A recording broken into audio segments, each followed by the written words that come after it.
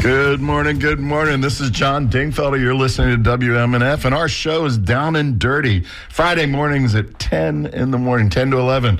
We've got Skip on the board. Good morning, Skip. Hey, good morning, John. How are you, sir? Doing great. New year. New year. Hard to believe, 2025. And Irene is answering the phones, and we're not going to take calls for a little while, but when we do, it's 813-239-9663, and we will be glad to take your calls probably in about 15, 20 minutes, but we want to get into this show as soon as possible. And so we have two fantastic guests here today joining us. The president or chairwoman? President. The president of the Tampa Hillsborough chapter of the NAACP, Yvette Lewis, no stranger to WMNF, former board member of WMNF. All right, hold on. We got to work on your microphone. Try it again. Yes, sir. That is correct. All right, much better. Good morning. How are you? How's your 2025? We're 3 days in.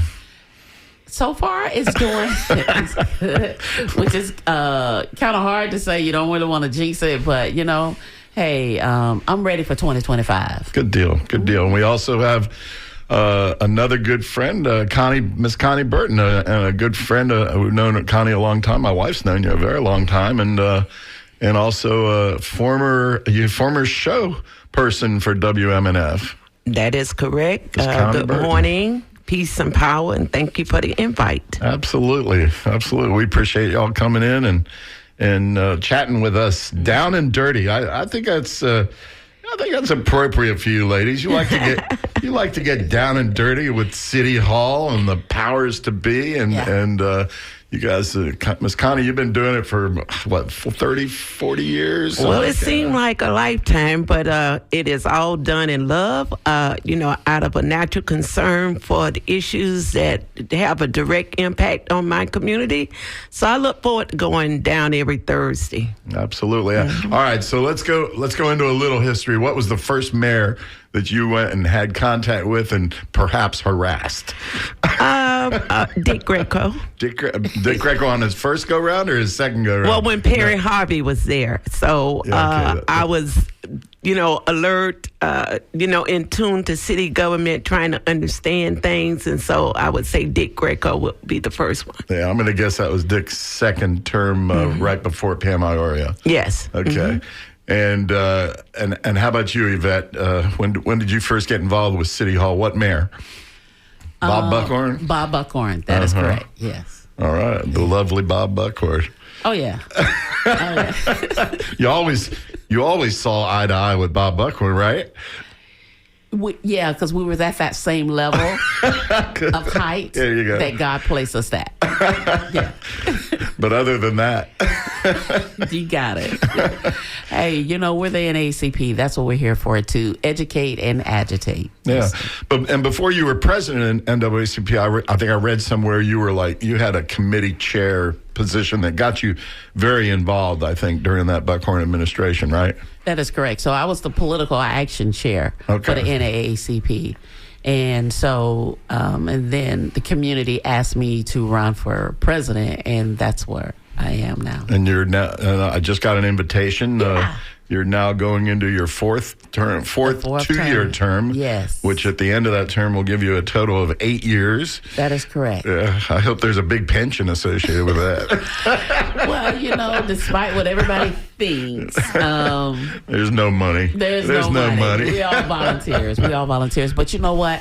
I love doing what I do. Mm-hmm. Yeah, I love it. Well, we're lucky to have both of you. So let's talk about those internal elections for a second. Did you have a contest this go round? No, we were all unopposed. So that speaks to what we have been doing in the community. Excellent. And how we've been doing things. So this election was a great election. No one was really contested, and so everybody was good, and we just ran smoothly. And Ms. Connie, are you on the board over there as well? Or? Believe it or not, I ran for second vice president and ran unopposed, and so I'm there to serve at the bequest of the president and the community. That's excellent. So you and J.D. Vance are both vice president. Well, yeah. Well, we got different ideologies, but we're there. As an aside, Lynn and I actually watched that movie last night, which is called Hillbilly Elegy. Y'all familiar with it? So J.D. Vance, our incoming vice president of the United States, grew up sort of in some poverty, and his mother was a drug addict and that sort of thing. And he wrote a book about it called Hillbilly Elegy, and then they did a very Hollywood kind of movie about it that he co-produced. So I'm sure it's a lot his version of things. But it was actually kind of interesting to see inside this man, and it was a little bit scary too, because he had a very rough and traumatic childhood, if you believe the movie. And then Lynn was wondering, she said, my goodness, if he has that much trauma bottled up inside of him, she worries how it might come out in the future. Well, and then if that is to be believed about his childhood, think about children that grows up in that cycle generationally, and then have to face the world, and then how they're received a different, than a J.D. Vance.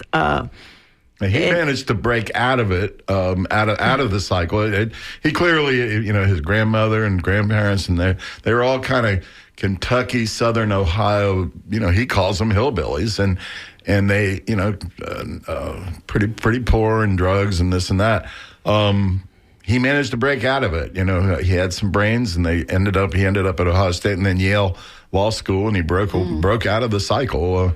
Which, I got to give some credit to the guy. But like you say, Ms. Connie, a lot of people can't break out. Don't break out. A small window of opportunity for one or two is not, a society that's willing to give opportunity for the multitude. Right. And so when you start seeing these patterns over and over, the cycle of poverty, drugs, the lack of social and economic conditions, then this is the society that we have. And of course, with a J.D. Vance, he didn't have to fight against the color of his skin. Now, I was going there next. Maybe I just beat you to that punch. I was headed there. Yeah. But, no, just a little aside. The other movie we saw this holiday, we were doing the movie thing. We went down to the movie theater on New Year's Eve and saw the Bob Dylan movie, which I recommend highly to everybody. That whole period of time, when the folk singers were singing about change. No matter what their color was, they sincerely believed, the times were changing, and they were changing in the 60s and early 60s and 70s. Unfortunately, we just didn't keep up on that fight. I just got an eye roll from Ms. Connie there.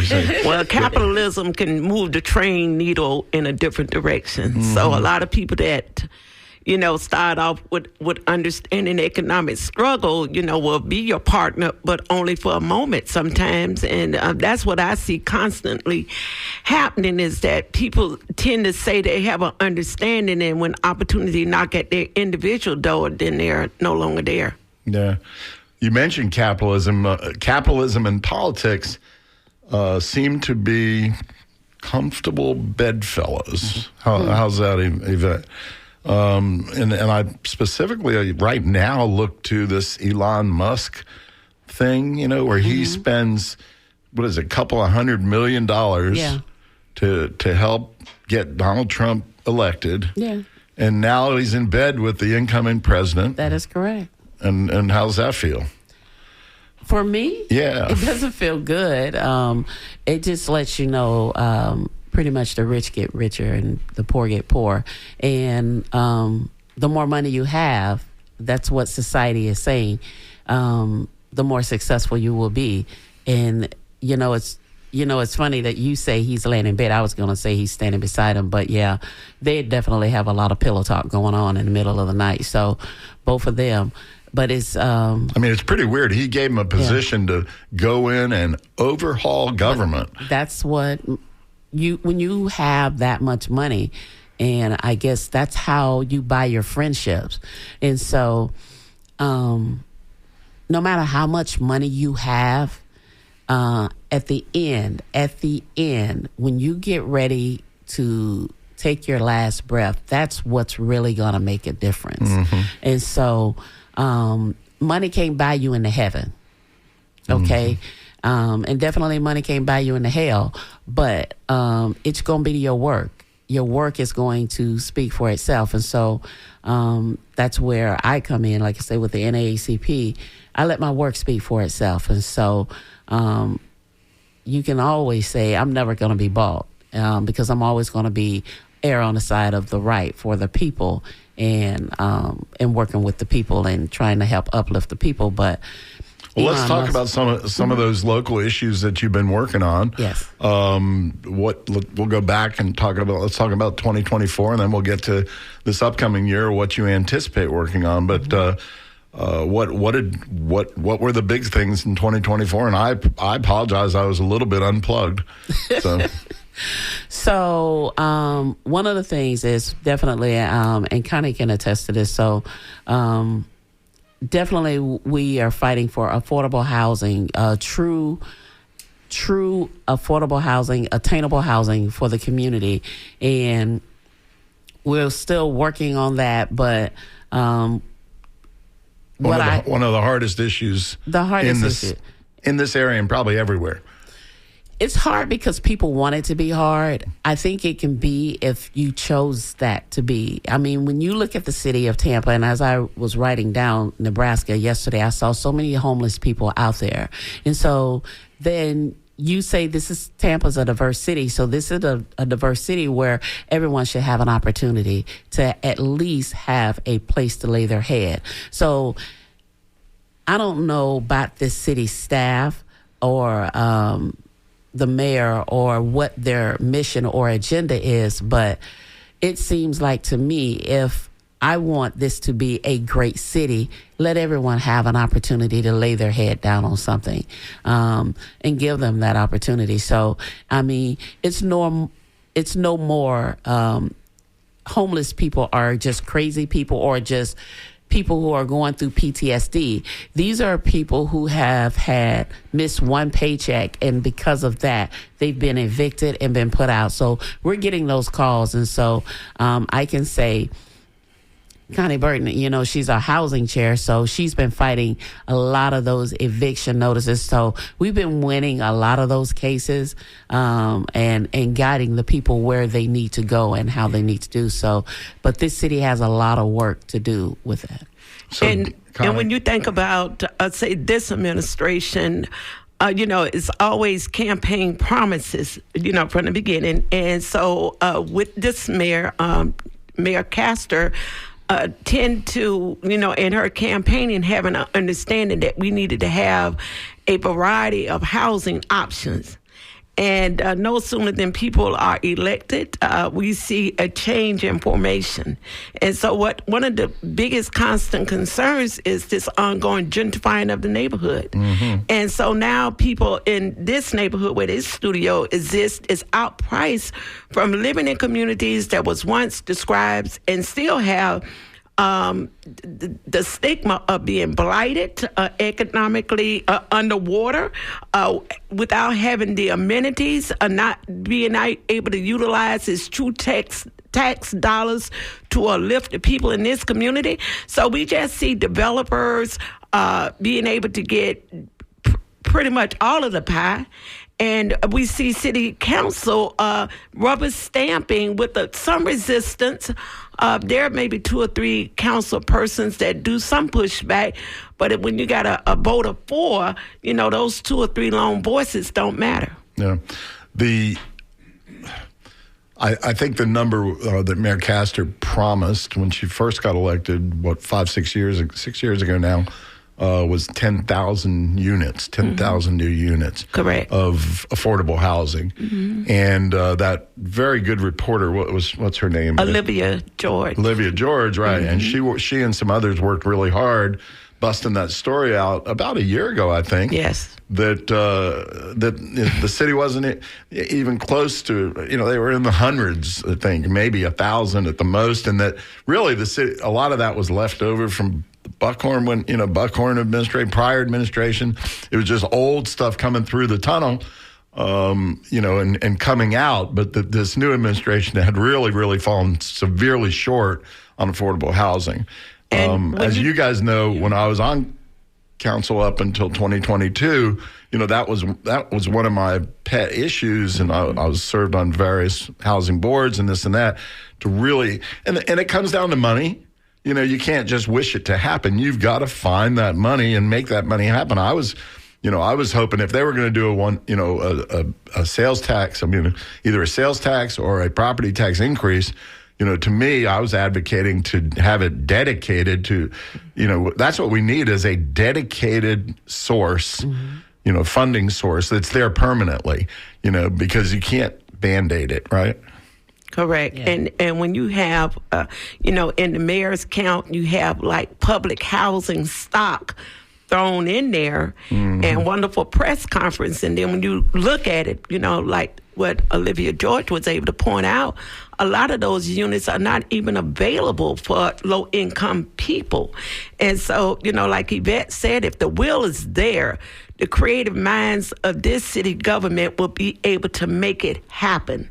Other cities are doing it, and it's just not enough of political will to do it. Yeah, you got to have the dedication and the focus. And at this point, this mayor only has, 2.5 years left, and I don't know if it's going to happen under her 8-year term.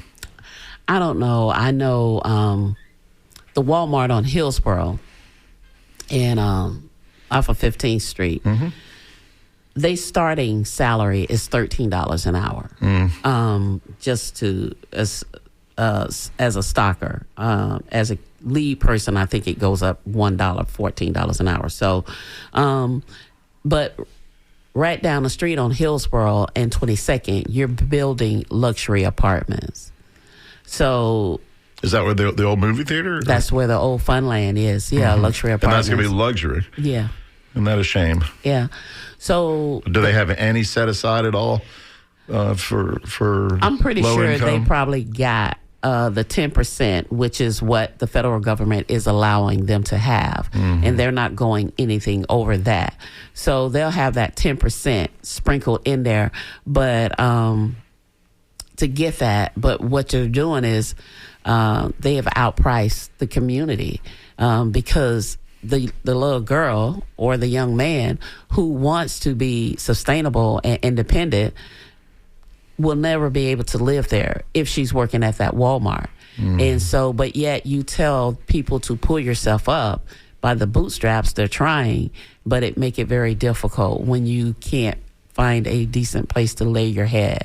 Yeah, I remember getting so upset down there at down there by Ybor on Nucio. What was the name of that complex? Tampa Park Apartment. Tampa Park, yeah. And when they came in for their very first rezoning, I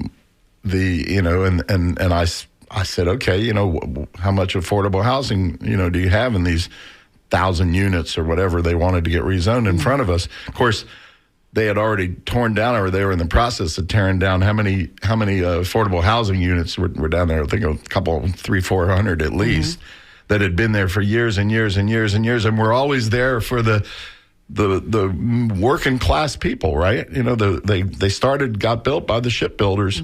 The what do they call them? Longshoremen, yeah. And they were there for the working class folks. That's right. I taught some of them down there at Booker T. Washington. I taught their kids, and then between that and then tearing down Central Park Village and replacing it, with some level. Central Park did a little bit better job. They got some more affordable housing because it is Tampa Housing Authority. But across the street there with Tampa Park, I thought that was an embarrassment. I couldn't vote for that, even though everybody was like, "Oh, it's wonderful, it's wonderful." So I couldn't vote for that because they were only offering like 5% or something like that. Yeah. Did they do any better later on? No, they didn't. And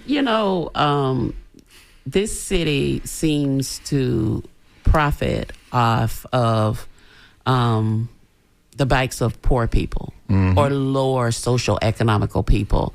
And that's where they get the federal grants for, that's where they get their compensation from federally and get their state money. But they get that money for that, but they don't pour that money back into the community. And that's a good point, because when you think about community development grant dollars, and you would think, wow, that money there, the poverty level, all of the statistical data that is utilized to secure that money. And then you say, well, where did it go? Oh, well, we expanding the sidewalk at Riverwalk. I mean, like, wow. Where do we suppose to, have a good social landing point? And it just continued. And like Yvette just said, that apartment complex right there on Hillsborough and 22nd, only 6 of the units out of that whole development would be 3-bedroom units.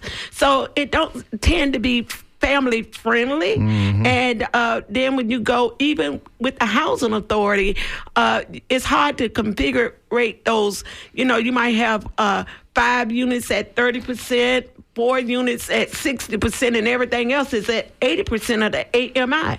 So again, if you don't have those dollars on the front end, 3 times the amount of rent that they want you to have, you're a disqualifier. And so now we're finding, and Yvette see this constantly, that our voting block space has been so dispersed because now people got to move out into the county. People got to take whatever, housing assistance vouchers they can find and just go wherever they might be able to, find some residency. So a lot of this... 40, let's talk about that voting block thing, but, 40 plus years ago, the city, created what was referred to as the Black District. Yes. The East Tampa downtown sort of black voting district. What is that, District 5? Yes. And as a matter of fact, I wanted to give a sad shout out to the passing of Frank Reddick. Yes. That was his district. We lost City Councilman Frank Reddick, I think it was Monday, I think it was. Yeah, may he rest in peace. Yeah, and his funeral will be Saturday for anybody who wants to attend. But and I was buffing up on some of the articles about Frank. I served with Frank very briefly. We overlapped for about 6 months back when I was on the first time, and he seemed like quite a gentleman, but he was very quiet at the time. And I'm thinking to myself, is Frank going to grow into this role? And then as I read through the articles during the Buckhorn administration, that he did, that his voice got louder and louder, and that he butted heads with Bob on some really important issues, in the city, and promises that were made that Frank Reddick felt were never kept. And he was hard during that time. He said the city had let down his community in West Tampa and East Tampa, and had not done anything that they had promised. And, there was a lot of promises that were made during campaigns that were broken with Bob Buckhorn, and definitely, with the current mayor. But that's what they do. They make these campaigns and when they're out on the campaign trail, and they want your vote. So how about council though? Tampa City Council, are they any better? Do they hold up their promises any better? So we're going into 2025, John. So City Council has a lot of work to do, because what I find out is that they're not listening to the actual people. Some of them are listening to the developers and who's giving money to their campaigns. So it's a lot that they need to listen to they need to listen to the people. And when it comes to issues in District 5, we have to go down there in the masses of numbers in order to get their attention. But if they still want to do something because the city wants them to do it, they still vote against us, even though we went down there in the masses. But other communities, they can go down there with 3 or 4 people and get exactly what they want and get everything that they need. But when it comes to District 5, it's really difficult. Frank Reddick I give him a lot of credit for fighting for the Citizen Review Board. I mean, he was the one that stood up and demanded that we got that. So, and then tragically, Tallahassee takes it away. Takes it away. Yeah. And what the Lord giveth, Tallahassee takes away. Takes it away. But we had that time together to speak up and to say something. And because he stood up for his community, he was pretty much blackballed, when it came to getting things and resources for his community, which is District 5. And if you look at the makeup of District 5 now, the percentages have dropped tremendously, and we stand a chance of losing District 5. And so, sometimes you have to wonder, is that what the city has always wanted to do, is to bust up or get rid of or erase or eradicate the black district? And if you go to the courts these days, I'm not sure the courts are very friendly to those concepts anymore. Like they used to be. But not so much. No, they've changed. Well, This is America. And so we are not with no shock and awe from our perspective that these type of struggles have always existed in America, and it has been based on resistance that we was able to get, black leadership, Perry Harvey and all of those that followed behind him. It didn't come as a willing hand. And so our responsibility under the leadership of Yvette and the NAACP is to continue to be a sounding board to say these are the things that African Americans are entitled to. Our sweat, tears, our labor here in America is not going to be erased because now you expand District 5 and now the downtown district is part of District 5. Right. We already recognize those that could afford to live in that area, how they tend to vote. But our voice, we plan on being just as disruptive. We plan on, through our political engagement, informing the community as to what we see happening. And hopefully, like they say, trouble don't last forever. Trouble don't last forever. I am so happy to be going into 2025 because now we're going to see who our allies are. We're going to see the real coming of America, how people is going to line up. Are they going to line up on the side of what they can know to be wrong in order for their own individual survival and watch the planet just erode? That's what I'm looking forward Connie, to. you bring up a good point, and after this election in November, I know some people who had been very, very active, and now all they want to do is go home, put a pillow over their head, and pretend it's not happening, and wait 4 years to see if something happens better. But I don't think you guys are happy with that approach, right? So let me tell you.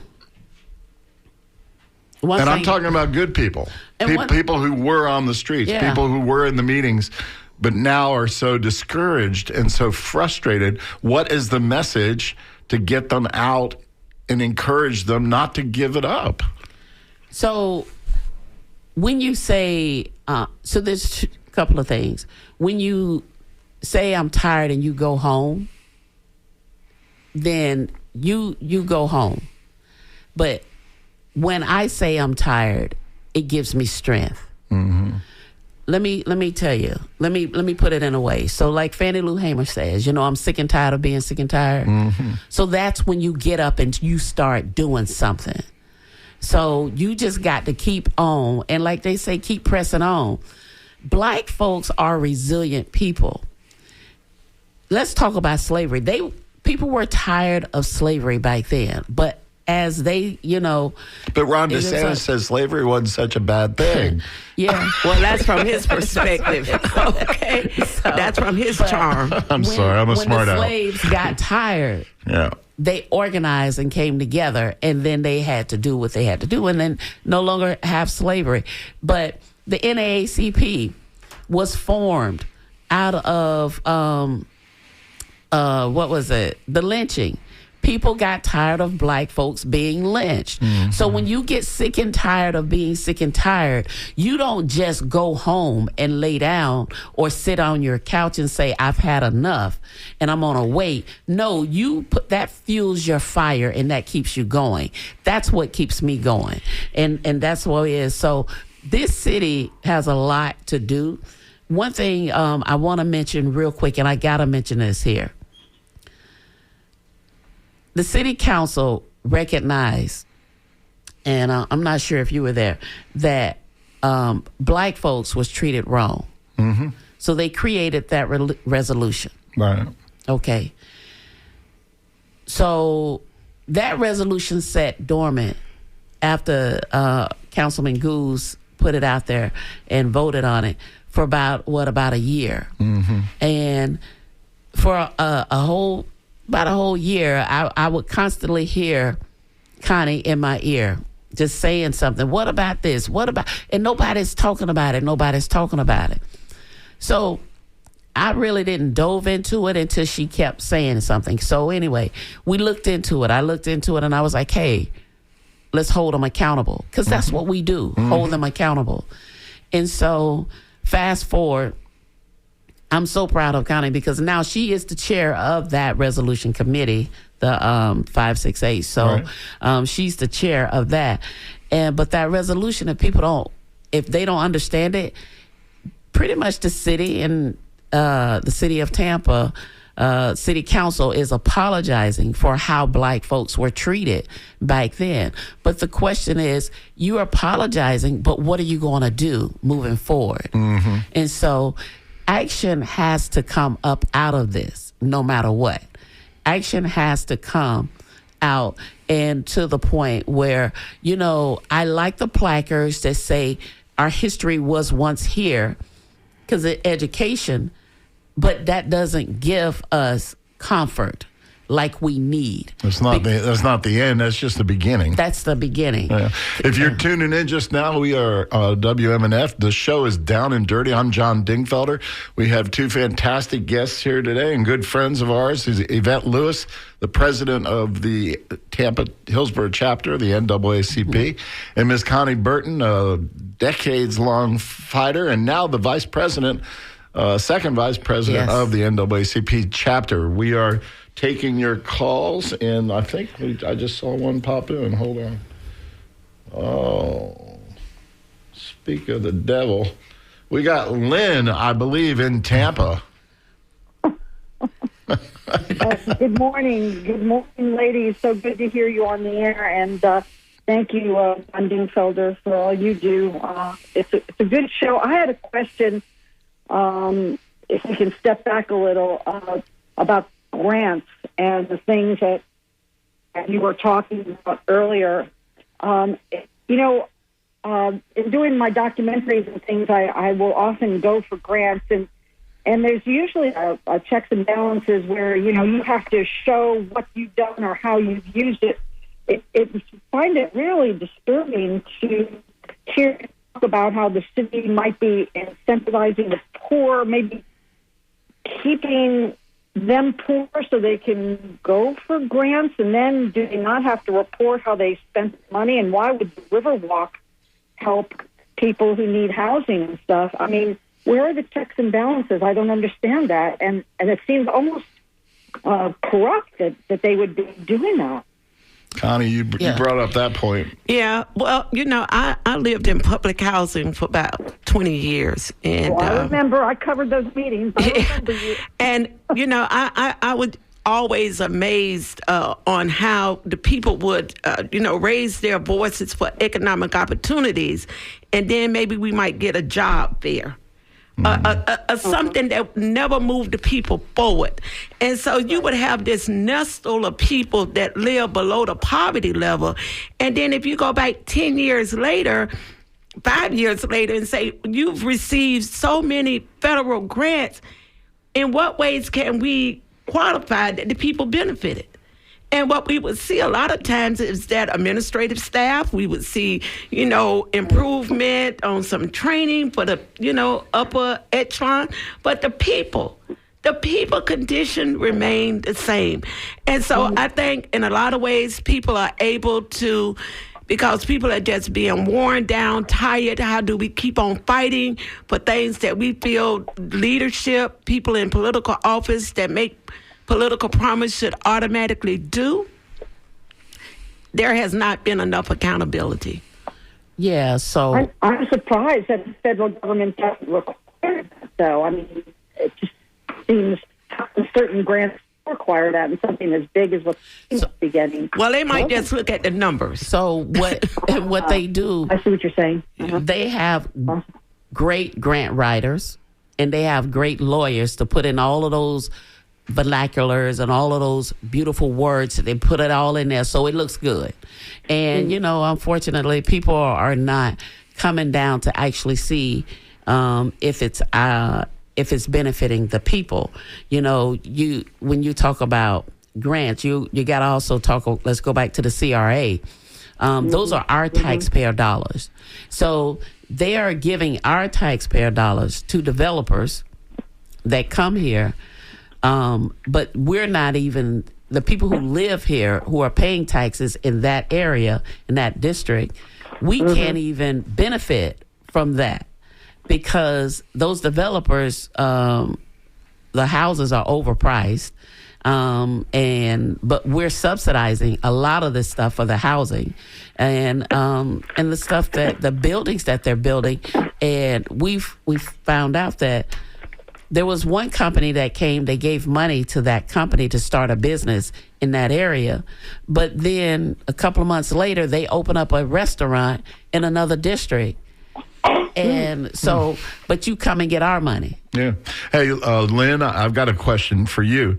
What's your advice for people who are discouraged by these recent elections, especially the November election, and just want to, slip away and not be involved anymore? Okay, you're pushing my buttons now. You know that. I'm one of them. I am discouraged, and years ago we had hope, and I don't want to start crying on the air, but I'm upset about the state we're in. And I'm also tired. You reach a certain age and you've been fighting or you've been trying to work for change. And that's why I really admire you ladies. You're amazing. You keep it up and you do it with such a positive attitude, and I know it pisses off a lot of people, and I think I love you all the more for that. But I appreciate that you still have the fight, and I guess maybe you need to ask them that question, John, because I'm tired and discouraged, Yeah, but they need everybody, and they need you too. Yes. Yeah, we do. And, I love this here. My mother raised 7 kids on a housekeeper's salary. I never saw or heard her say, I was tired. I'd never seen it. So I said, if she can do it, then I can do it, and I just keep right on going. And, let me tell you, one of my greatest strength is when you walk into a store, someone who you don't know just come up to you and say, hey, I saw you on TV, and thank you for fighting for us. You a fighter. And that's it. So, and I'm saying to myself, oh my God. And that's one of the greatest things. When the common person in our community comes up to you and say, thank you. I'm not looking for praise or accolade or anything. That was always the best reward I ever had from serving on council. Yeah. And Lenny knows, somebody come up to me in the grocery store or whatever and say, thank you for what you're doing. Thank you for fighting that fight, whatever it was that day.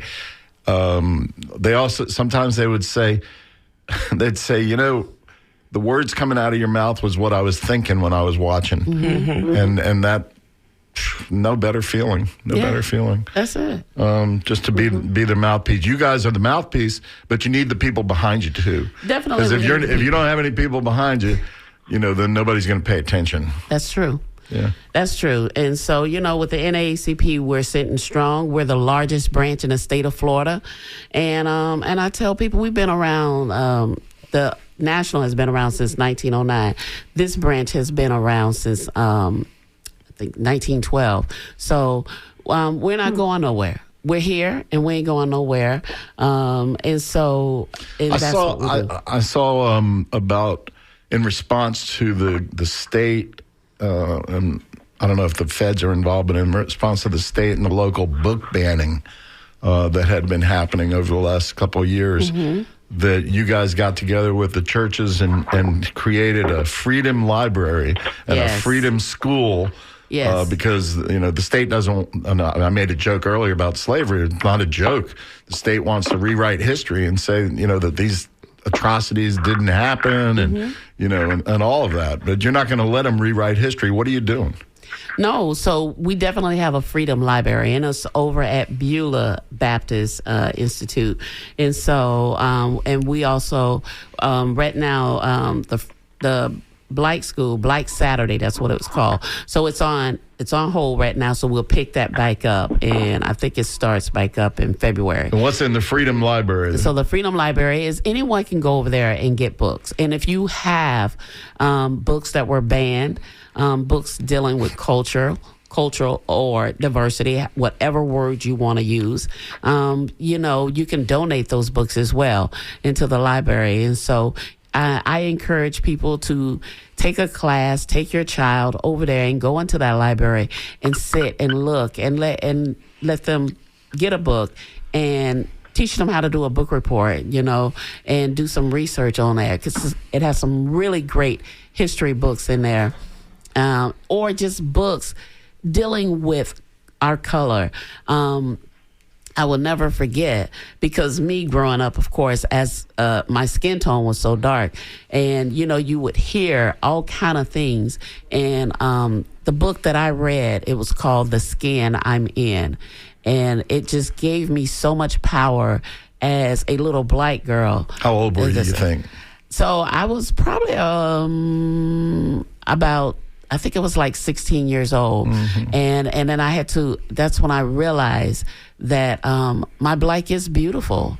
My Black is me, and I am so proud of it. So my older brother always would tell me, just be proud of who you are. And so, but look at the power of that book on your life. It is. Yeah. And that's what we want to encourage people to go over there and get some books. Educate your kids so they can love who they are and know who they are. Yvette, can I go out on a limb and say that was a woke moment for you? It definitely was, because I was like, wow, I got it. Because like I say, as a little girl, my brother would always empower me to, there's a little thing in the community, they would say, the darker the berry, the sweeter the juice. And so my brother would always say, don't worry about it. You just a sweet little girl. And I was like, okay. But reading that book, it just gave me the feeling that I am Black and I am loved and I know who I am. And some things that the governor and others have done to try to hurt us as a people and our culture has been almost like a reopening of a door. So now, what is all this stuff they don't want us to know about ourselves? Yeah. And so now we're finding more engagement, conversations in the community. I know even in my own small family, the children, they want to know. They want to know about our history. They want to know things that we have had our imprint on, the things that we have built, that America just didn't miraculously get here by itself. So when we talk about labor in our community, we have the labor union, the A. Philip Randolph. We have the beginning of civilization on the backs of Black people. And so whatever Ron DeSantis and all of that clown show want to do, it has just really opened the door for making our people now want to have more historical engagement about our history. I really have trouble understanding this fear of woke. Why are they afraid of people being awake? Why are they afraid of this various history? As a Jewish person, okay, when I hear about people saying, the Holocaust never happened, 6 million Jews didn't die in the gas chamber, blah, blah, blah. It's like, are you kidding me? You want to erase that history too? And I know it's got to be the same or similar feeling for you guys. Well, I think, in my opinion, when I just think of the nature of, whiteness as it relates to everybody on the planet, you're not the only person. You're not the only people that's here. And so we have to embrace, support, other cultures, other people, things that they have done to contribute to the world. And unfortunately, for those that want to carry the message of keeping the attack on wokeness, it shows the inferiority of who they are. And fear is a key word in inferiority, because I think that's really the crux of it. Yes. They're afraid of losing power. There you go. I'm going to say the power, because if you go back, let's go back to slavery. They didn't want the slaves to read. They didn't want to educate the slaves, because guess what? They would have lost those slaves, and those slaves was free labor or cheap labor back then. So it's a power thing that I never thought about that in terms of reading. Mm-hmm. They didn't want them to read, and they got whipped and beaten, probably killed for reading. Yeah. And look at that parallel jump forward 150 years. They don't want them to read those particular books. They don't want to read. They only want them reading the books that they pick. Yeah. Right. And let's be honest. Our history, when I say our, I'm talking about African American history. It's not pretty. It doesn't look good on both parts. On the African American person, because we had to endure it. But then when the person who inflicted the pain upon us, it's not pretty. But guess what? We're all here. History is history. We can't erase it, but we can sure enough can understand it and move forward, so we don't replicate it or duplicate it, and so we can just understand it. And like I say, our history, it shouldn't make you feel guilty. But if you feel guilty, then maybe that's something you need to go down on your knees to and repent with your God. But that make you want to change something and just take it completely away from us. Shame on them. Lenny, you had the benefit of growing up in Manhattan and going to public schools in Manhattan, sitting side by side, with Black children, Spanish children, children of all color and creed. I never saw color. Yeah, all my best friends were just my best friends. It never even occurred to me. And that's kind of stories about the South, and I didn't understand it. Yeah, and at least for the first four, I went through fourth grade here in Tampa, and it wasn't like that. I mean, I don't know that it was formal segregation at that point. It probably still was in the 60s, I guess, in mid-60s.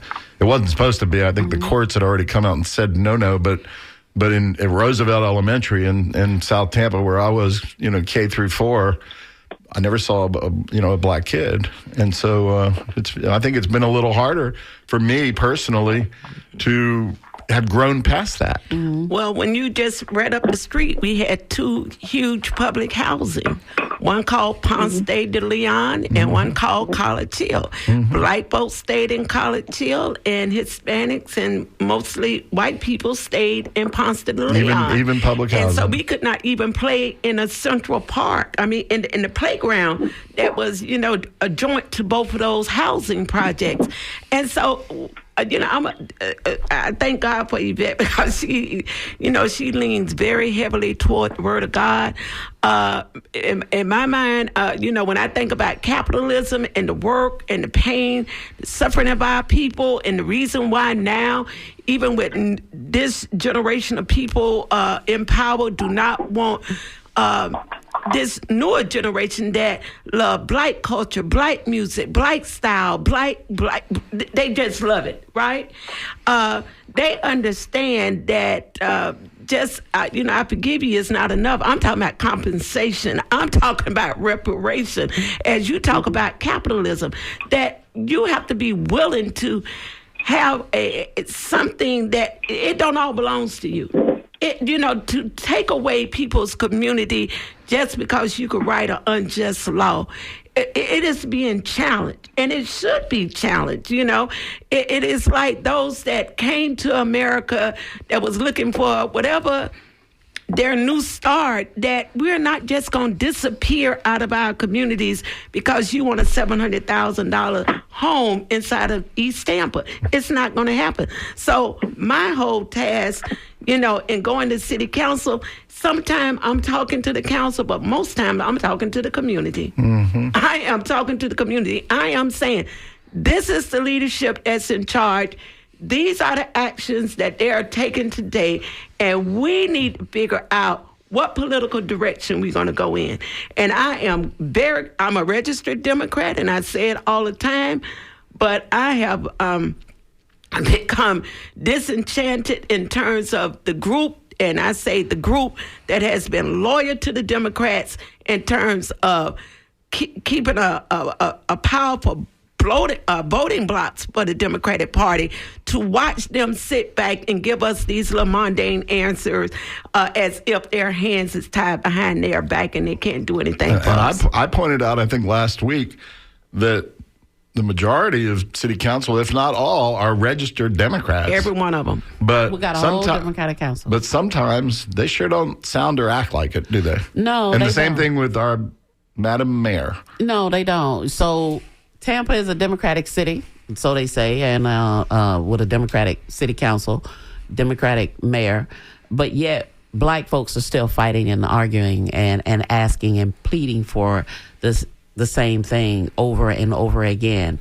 With the CRA, we were the first in the state of Florida to have a CRA, but yet we're still last on the list to get the simplest things, which is sidewalks and parks and all of this stuff here. But if they give it to us, out of mercy. Personally, and I don't know how y'all feel, but personally, I miss Orlando Goods being on city council. Mm-hmm. I don't know how his replacement's doing. Like I told you, I don't necessarily watch week after week, but at least Goods, and I'll pat myself on the back a little bit, but at least Goods and I were the voice. Mm-hmm. We sat next to each other and we were the united voice, and we could very often get 2 more votes to do things. And I miss Orlando being on there. And that's why you suffered your political attack. So, That's a whole nother show. That's another show. But check this out. We're keeping a political scorecard. Oh, good. Because we know that somebody on that council now is going to want to be the mayor. Want to be the mayor. If not mayor, they're planning on going into some other political direction. Right. And we've been tasked, under Yvette's leadership, to pay attention, to write a report coming from the city council meeting, so we can present to our community that when they come within the next 2 years asking for our vote, we are going to be able to say, but you voted against this, you voted against the interests of our community, and so a campaign slogans ain't gonna matter no more. Good for you. Yeah. I think that's a great idea. Mm-hmm. Make them walk the walk, as they say, right? That is correct. So the hour has just flown by. We're here with Yvette Lewis and Connie Burton from Tampa Hillsborough NAACP. If folks need the help of the NAACP, if they want to participate and join the NAACP, Yvette, how do they get in touch with you? So they can go to our website, visit our website, naacphillsborough.org, and go there. And you will see a lot of our information. If you're on social media, follow us on social media. And also, too, let me tell you, January the 16th, we will have our swearing in of new officers, and we would love for you to come out and be a part of that. And that is at New Mount Olive Missionary Baptist Church on 40th Street at 7:00. And if you go to our website, you'll see information on our website. That's a free event, I think. That is free. You don't have to pay anything. Free to the people. Free. Okay. And we are about running out of time. Miss Lynn, do you have the last word? Just thank you for all you do, and I guess we need to keep up the fight and make it even better and stronger and smarter, huh? That is correct. So, Lynn, I'm here for you to prop you up when you're just feeling down and just. I can't let you go home and sit down. Okay. Thank you, ladies. Thank you, and thank you, John. Listen, I'm really sad about what the powers that be did to you. You know that, but I'm glad that you still have a voice and you let people know what's going on. We'll keep the fight up together. This is Down and Dirty. Join us next Friday. Join us every Friday, 10 to 11, and we appreciate you listening. Appreciate your calls. Simon, sorry I couldn't get to you today, but call back in next week. And have a good one. Happy 2025. We got a good start to it. WMNF Tampa.